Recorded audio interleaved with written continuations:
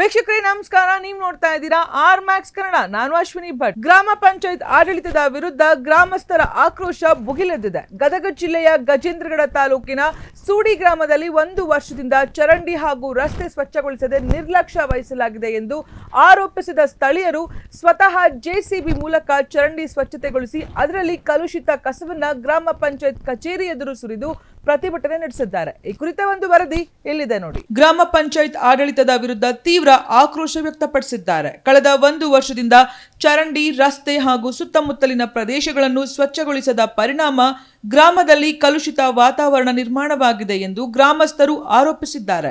ಕಸ್ತೂರ್ಬಾ ಶಾಲೆ, ಅಂಗನವಾಡಿ ಹಾಗೂ ಸರ್ಕಾರಿ ಹೆಣ್ಣು ಮಕ್ಕಳ ಶಾಲೆ ಸಮೀಪವೇ ಚರಂಡಿ ಕಸ ತುಂಬಿಕೊಂಡಿದ್ದು ದುರ್ವಾಸನೆ ಮತ್ತು ಸೊಳ್ಳೆಗಳ ಕಾಟದಿಂದ ಮಕ್ಕಳು ಹಾಗೂ ಸಾರ್ವಜನಿಕರು ತೊಂದರೆ ಅನುಭವಿಸುತ್ತಿದ್ದಾರೆ ಎನ್ನಲಾಗಿದೆ.